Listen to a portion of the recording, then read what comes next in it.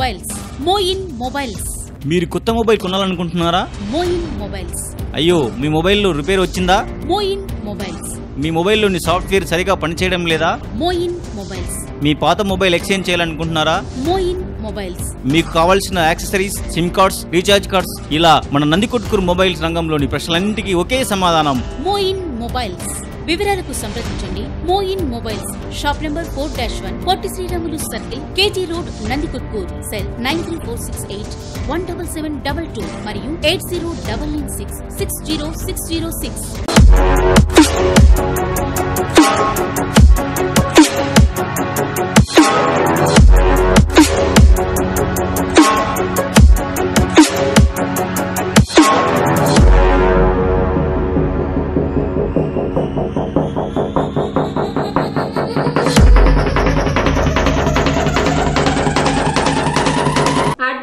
TVS showroom వెనుక Nandikotkur. Phone 08513280968.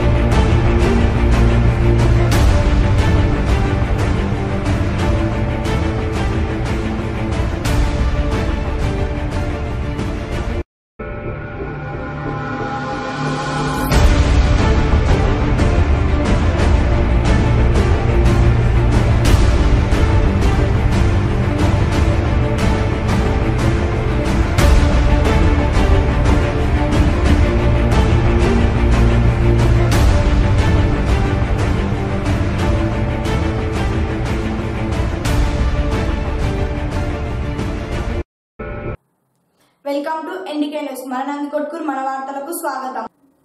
రాష్ట్ర ప్రభుత్వం చేపడుతున్న 6వ విడత జన్మభూమి కార్యక్రమం చివరి రోజు సేసేపాలెంలో వార్డు కౌన్సిలర్ మరియమ్మ ఆధ్వర్యంలో మున్సిపల్ అధికారులు నిర్వహించారు.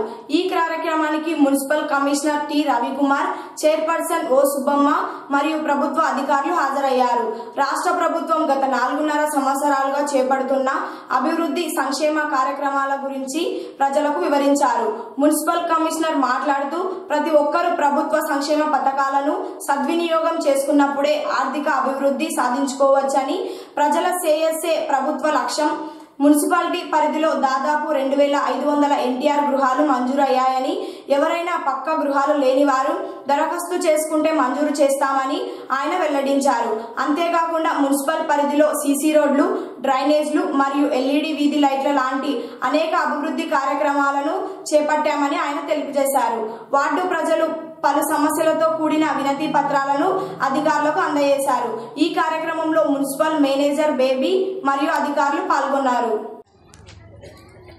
ఇక్కడ వేదిక మీద ఉన్న పెద్దలందరికీ మరియు కూడి వచ్చిన మీ అందరికీ నా ప్రత్యేకమైన వందనాలు తెలియజేస్తా ఉన్నా. ఈరోజు 6వ విడత జన్మభూమి మా ఊరి ప్రోగ్రాంలో సందర్భంగా ప్రతి ఒక్క విషయాలు మా మేనేజర్ గారు మీకు అన్ని విన్నవించి ఉన్నారు. కాబట్టి అవన్నీ మీరు ప్రభుత్వ కార్యక్రమాలన్నీ సక్రమంగా సద్వినియోగం చేసుకొని మంచి పేరు తీసుకురావాలని చెప్పి నేను మరీ మిమ్మల్ని అందరినీ కోరుకుంటున్నాను. అలాగే ఇది పోషకాహారాలు కానీ అంగన్వాడీ సెంటర్ వాళ్ళు కానీ వైద్య ఆరోగ్య శాఖ సెంటర్ కానీ వీళ్ళందరూ కష్టించి పనిచేస్తా ఉన్నారు. ఎందువల్లంటే ఈరోజు లాస్ట్ చివరి జన్మభూమి ప్రోగ్రాం కాబట్టి అందరికీ నేను మరి ఒకసారి పేరు పేరున వాళ్ళందరికీ నేను అభినందనలు తెలియజేస్తా ఉన్నాను. మీరు ఖచ్చితంగా అన్నీ సద్వినియోగం చేసుకోండి. మరియు నేను ముఖ్యంగా చెప్పేది ఏంటంటే రేపు ఉదయం మున్సిపల్ ఆఫీస్ పక్కన జై కిసాన్ పార్క్ నందు సంక్రాంతి సంబరాలు నిర్వహిస్తున్నాం. ఖచ్చితంగా ప్రతి ఒక్కరూ ఆ కార్యక్రమంలో పాల్గొని మీరు ఏదైనా ముగ్గులు పోటీలు కానీ ఇంకా ఏదైనా పార్టిసిపేట్ చేయాలంటే చేయొచ్చు. మీకు మంచి బహుమతులు ఇస్తున్నాం. అవి తెప్పించాను కూడా. మంచి బహుమతులు మీరు కని విని ఎరగని విధంగా మేము ఆ ప్రోగ్రామ్ ని కండక్ట్ చేస్తామని చెప్పి మీ అందరికీ ప్రత్యేకంగా తెలియజేస్తా ఉన్నాను. మీరందరూ ఖచ్చితంగా రేపు జరిగిపోయే లాస్ట్ సంక్రాంతి సంబరాలకి ప్రతి ఒక్కరూ పాల్గొనాలని చెప్పి నేను మరీ కోరుకుంటూ విరమించుకుంటున్నా. నందికొట్కూరు నియోజకవర్గంలో అన్ని రాజకీయ పార్టీలు ఎమ్మెల్యే టికెట్ మాదిగలకే కేటాయించాలని ఎంఆర్పీఎస్ నాయకులు కేవీ రమణ, ప్రేమ్రాజ్, విజయ్లు డిమాండ్ చేశారు. స్థానిక సత్యనారాయణ కళ్యాణ మండపంలో రాజకీయ సదస్సును నిర్వహించారు. ఈ సమావేశంలో వారు మాట్లాడుతూ అన్ని రాజకీయ పార్టీలు మాదిగలకే కేవలం ఓటు బ్యాంకుగానే చూస్తున్నాయని, గతంలో ఎంఆర్పీఎస్ ఆధ్వర్యంలో ఎమ్మెల్యేలను గెలిపించుకునే చరిత్ర ఉంది అని, రాబోయే సార్వత్రిక ఎన్నికలలో అన్ని రాజకీయ పార్టీలు మాదిగలకే ఎమ్మెల్యేగా పోటీ చేసే అవకాశాన్ని కల్పించాలని, లేని పక్షంలో నియోజకవర్గంలో 10,000 మందితో భారీ బహిరంగ సభను ఏర్పాటు చేసి భవిష్యత్తులో కార్యాచరణ ప్రకటిస్తామని వారు హెచ్చరించారు. నందికొట్కూరు నియోజకవర్గ మాదిగలందరూ ఏకం కావాల్సిన అవసరం ఎంతైనా ఉంది అని వారు అన్నారు. ఈ కార్యక్రమంలో ప్రసాద్, స్వాములు, మాజీ సర్పంచ్లు నాగరాజు, కుమార్ తదితరులు పాల్గొన్నారు. ఈరోజు నందికొట్కూరులో ఉన్నటువంటి రాజకీయ పరిస్థితులను బట్టి నందికొట్కూరులో మాదిగలు వివక్షతగా గురవుతున్న కారణం చేతనే మాదిగలందరినీ ఒక్క తాటిపైకి తీసుకుని వచ్చి ఉమ్మడిగా ఏ రాజకీయ పార్టీ అయినా మాదిగలను వివక్షతకు గురి చేస్తే మాదిగలు ఒక్క తాటిపైకి వస్తారని, అవసరమైతే వాళ్ళు ఒక మాదిగ ఎమ్మెల్యే గెలిపించే స్థాయికి కూడా ఈరోజు మాదిగలు వస్తారని గతంలో నిరూపించుకున్నాం. ఈసారి కూడా నిరూపించుకోవాల్సిన అవసరం ఉంటుందని చెప్పి ఈ సమాజానికి చెప్పడం కోసమే ఈరోజు మాదిగల సమాయత్త సదస్సును మేము నియోజకవర్గ స్థాయిలో మేము ఏర్పాటు చేయడం జరిగింది. అయితే ఈరోజు అంబేద్కర్ ఆశించినటువంటి ఎస్సీ కాన్స్టిట్యూషన్ మేము ఎస్సీలకు అన్ని రకాలుగా బలోపేతం అవుతారని, సామాజికంగా బలోపేతం అవుతారని, ఆర్థికంగా బలోపేతం అవుతారని చెప్పేసి జనాభా నిష్పత్తి ప్రకారం నందికొట్కూరు నియోజకవర్గం ఎస్సీ కాన్స్టిట్యూషన్ అయింది. అయితే ఈరోజు ఎస్సీ కాన్స్టిట్యూషన్ అయినా అగ్రవర్ణాలదే పెత్తనంగా ఈరోజు ఉంది. దానికి ఉదాహరణగా ఇది ఎస్సీ కాన్స్టిట్యూషన్ అయినప్పుడు టీడీపీ తరఫున మాండా శివానందరెడ్డి గారు ఇన్ఛార్జిగా ఉన్నారు.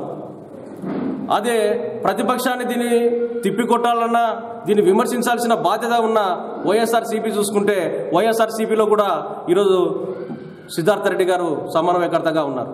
మరి ఏ రాజకీయ పార్టీ కానీ మాకు ఎస్సీలకు అధికారం ఇచ్చే విధంగా కానీ, సామాజికంగా సమాన స్థాయిలో నిలబెట్టే విధంగా కానీ ఈరోజు అగ్రవర్ణాలు రాజకీయ పార్టీలు లేవని చెప్పేసి ఈ సందర్భంగా మేము గుర్తు చేస్తున్నాం.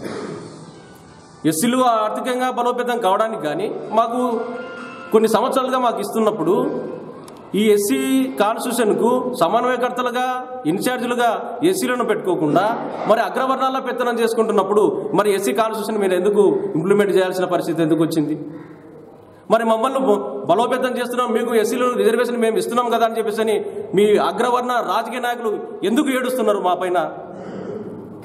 కాబట్టి కానీ ఎప్పుడు మీ అగ్రవర్ణ నాయకులు ఎప్పుడు మమ్మల్ని తొత్తులుగా ఎప్పుడైనా పెట్టుకోవాలని చెప్పేసి ప్రయత్నం చేసినా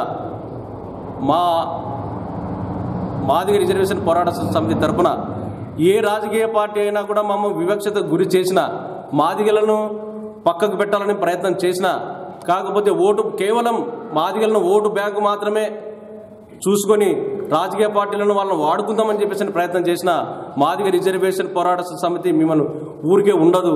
ఈ మా నియోజకవర్గంలో ఉన్నటువంటి మాదిగలంతా ఒక తరపై తీసుకుని వచ్చి ఆ రాజకీయ పార్టీలను ఓడిస్తామని చెప్పి ఈ సందర్భంగా మీకు గుర్తు చేస్తున్నా. నందికొట్కూరు నియోజకవర్గంలో రాజ్యాంగపరంగా కల్పించిన హక్కులను కాలరాస్తున్న రాజకీయ పార్టీలకు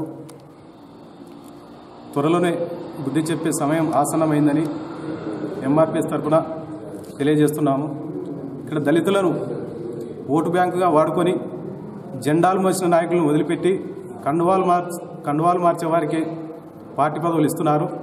అటువంటి వారికి త్వరలోనే బుద్ధి చెప్తామని తెలియజేస్తున్నాం. పట్టణంలోని స్థానిక జై కిసాన్ పార్క్ లో 6వ విడత జన్మభూమి కార్యక్రమంలో భాగంగా స్థానిక జై కిసాన్ పార్క్ లో సంక్రాంతి పండుగను పురస్కరించుకొని మున్సిపల్ అధికారులు ముగ్గుల పోటీలను నిర్వహించారు. మున్సిపల్ మేనేజర్ బేబీ మాట్లాడుతూ రాష్ట్ర ప్రభుత్వం చేపడుతున్న 6వ విడత జన్మభూమి కార్యక్రమం భాగంగా మహిళలకు ముగ్గుల పోటీలను నిర్వహించామని, పోటీల్లో గెలుపొందిన వారికి శనివారం నాడు ప్రథమ, ద్వితీయ, తృతీయ బహుమతులను టీడీపీ నియోజకవర్గ ఇన్ఛార్జ్ మాండా శివానందరెడ్డి గారి చేతుల మీదుగా అందజేస్తామని, అంతేకాకుండా శనివారం నాడు రాష్ట్ర ప్రభుత్వం ఆదేశాల మేరకు జై కిసాన్ పార్క్ నందు సంక్రాంతి సంబరాలను నిర్వహిస్తున్నామని, అందువల్ల పట్టణ ప్రజలందరూ హాజరై సంక్రాంతి సంబరాలలో పాల్గొనాలని ఆమె వెల్లడించారు. అందరికీ నమస్కారం అండి. ఈరోజు జన్మభూమి మా ఊరు కార్యక్రమంలో భాగంగా 6వ విడత జన్మభూమి మా ఊరు కార్యక్రమంలో ముగ్గుల పోటీలు నిర్వహిస్తున్నాం. మరి అదేవిధంగా ఈ యొక్క ముగ్గుల పోటీల్లో గెలిచిన వారికి బహుమతులు అనేది రేపటి దినాన సంక్రాంతి సంబరాలు అనే కార్యక్రమం కూడా రేపు ఉదయాన 11 గంటలకు జై కిసాన్ పార్క్ నందు నిర్వహిస్తున్నాం. కావున పట్టణ ప్రజలందరూ కూడా ఈ యొక్క కార్యక్రమంలో పాల్గొనాలి. మరి అదేవిధంగా ఇక్కడ ముగ్గుల పోటీలలో గెలుపొందినటువంటి విజేతలకు రేపటి రోజు బహుమతులు ప్రధానోత్సవం మన నందికొట్కూరు టీడీపీ ఇన్ఛార్జ్ అయినటువంటి శ్రీ మాండ్ర శివానందరెడ్డి గారు మరియు మున్సిపల్ కౌన్సిల్ తర్వాత కమిషనర్ గారు అంతా కలిసి వారికి బహుమతి ప్రధానోత్సవం చేస్తారు. కాబట్టి ఈ కార్యక్రమంలో మరి పట్టణ ప్రజలంతా కూడా పాల్గొనవలసిందిగా విజ్ఞప్తి చేస్తున్నారు. ఛత్తీస్గఢ్ లోని రాజ్నాథ్ గావ్ లో 64వ నేషనల్ స్కూల్ గేమ్స్ లో పట్టణంలో శ్లోక పాఠశాలకు చెందిన 7వ తరగతి విద్యార్థిని షేక్ ముబషిరా అనే విద్యార్థిని యంగ్ 3 అండర్ 14 విభాగంలో బ్రాంజ్ మెడల్ జాతీయ అవార్డును గెలుపొందిందని శ్లోక పాఠశాల కరస్పాండెంట్ ధనుంజయ్ శ్రీదేవి వెల్లడించారు. శ్లోక పాఠశాలలో బహుమతుల ప్రధానోత్సవ వేడుకను నిర్వహించారు. ఈ కార్యక్రమాన్ని ముఖ్య అతిథులుగా నందికొట్కూరు రూరల్ సిఐ వెంకటరమణ మరియు ఎంపీపీ వీరం ప్రశాంత్ రెడ్డిలు హాజరయ్యారు. జాతీయ అవార్డును సాధించిన ముబషిరాకి వారి చేతుల మీదుగా బహుమతిని అందజేసి ఆ విద్యార్థిని అభినందించారు. ఈ సందర్భంగా వారు మాట్లాడుతూ విద్యార్థులు చదువుతో పాటు క్రీడలను కూడా అలవర్చుకోవాలని, మానసిక ఉల్లాసంతో పాటు ఆరోగ్యాన్ని కూడా కాపాడుకోవచ్చని వారు అన్నారు. విద్యార్థిని ముబషిరా మాట్లాడుతూ తనను యంగ్ 3 పోటీలో జాతీయ స్థాయి అవార్డు రావడం సంతోషంగా ఉందని, తాను ఈ అవార్డును సాధించడానికి పాఠశాల ఉపాధ్యాయులు మరియు తల్లిదండ్రుల ప్రోత్సాహం చాలా ఉందని, భవిష్యత్తులో తను ప్రపంచ స్థాయిలో అవార్డును సాధించడానికి కృషి చేస్తానని విద్యార్థిని ముబషిరా అన్నారు. ఈ కార్యక్రమంలో ఉపాధ్యాయ బృందం, తల్లిదండ్రులు పాల్గొన్నారు. విద్యతో పాటు క్రీడలను కూడా క్రీడలని ప్రోత్సహించాలనే ఒక ముఖ్య ఉద్దేశంతో శ్లోకా స్కూల్ ప్రారంభమైంది. సో ఈ 2 years జర్నీలో మన శ్లోకా స్కూల్లో ముబషిరా అనే విద్యార్థి నేషనల్ అవార్డు విన్నర్ అయింది మార్షల్ ఆర్ట్స్ గేమ్లో. సో ఇలా చాలామంది విద్యార్థులు ఈ స్కూల్లో ఉన్న అన్ని రకాల ఇన్ఫ్రాస్ట్రక్చర్ని లైక్ ప్లే గ్రౌండ్ కానివ్వండి, రన్నింగ్ ట్రాక్ కానివ్వండి, వాలీబాల్ కోర్ట్ కానివ్వండి, బాస్కెట్బాల్ కోర్ట్, స్కేటింగ్ క్లాసెస్ ఇవన్నీ యూజ్ చేసుకుంటూ మరెన్నో ఎక్కువ మెడల్ సాధిస్తారని కోరుతున్నాము. అండ్ ముబషిరా అన్న విద్యార్థిని చాలా గర్వకారణంగా శ్లోకా స్కూల్ తరఫున అభినందిస్తున్నాను. నేను చాలా ప్రౌడ్ అవుతున్నాను, ఎందుకంటే నాకు నేషనల్ అవార్డు వచ్చింది. నన్ను మా డాడీ అండ్ మా మమ్మీ చాలా సపోర్ట్ చేశారు, అండ్ శ్రీదేవి మేడం కూడా. అండ్ నా గోల్ నేను నెక్స్ట్ ఇంటర్నేషనల్కి వెళ్ళాలని అనుకుంటున్నాను. తెలుగుదేశం పార్టీ రైతుల కోసం నిరంతరం కృషి చేస్తుందని, దేశానికి వెనుముక లాంటి రైతన్న సంతృప్తిగా ఉన్నప్పుడే ప్రతి ఒక్కరూ సుఖ సంతోషంతో ఉండవచ్చని గుర్తించిన ముఖ్యమంత్రి చంద్రబాబు నాయుడు గారు రైతులకు రైతు రథం లాంటి అనేక సంక్షేమ కార్యక్రమాలను ప్రవేశపెట్టారని టీడీపీ ఇన్ఛార్జ్ మాండా శివానందరెడ్డి అన్నారు. పాములపాడులో ఏర్పాటు చేసిన విలేకరుల సమావేశంలో ఆయన మాట్లాడుతూ కేసీకెనాల్ ఆయకట్టు రైతులు తమ పంటలు చివరి దశలో ఉన్నాయని, ఇంకో 10 రోజులు కేసీకెనాల్ నీటిని విడుదల చేసేలా కృషి చేయాలని తమ దృష్టికి తీసుకువచ్చారని, అయితే ముఖ్యమంత్రి చంద్రబాబు నాయుడు గారితో మరియు జలవనరుల శాఖ మంత్రి దేవినేని ఉమా గారితో చర్చించి ముచ్చుమర్రి ఎత్తిపోతల పథకం నుండి 3 పంపుల ద్వారా దాదాపు 750 క్యూసెకునాల నీటిని విడుదల చేయడం జరుగుతుందని, కేసీ కెనాల్ రైతుల ఆయకట్టు రైతాంగం సద్వినియోగం చేసుకోవాలని ఆయన కోరారు. అన్ని చోట్ల ఈ గత 10 రోజుల్లో పెన్షన్దారులు అప్లై చేసుకున్న వాళ్ళకల్లా క్లియర్ చేసి పెన్షన్లు ఇవ్వడం జరిగింది. ఇంకా అదేవిధంగా ఆన్లైన్లో కొంతమంది అర్జీలు ఇచ్చినా అవి కూడా క్లియర్ చేయడం జరిగింది. గతం కన్నా ఇప్పుడు వచ్చినటువంటి అర్జీలు చాలా తక్కువ. ఇవి ఈనాటి నందికొట్కూరు నియోజకవర్గంలోని వార్తా విశేషాలు. మరిన్ని తాజా వార్తలకై రేపు బులెటిన్లో కలుద్దాం. ధన్యవాదాలు.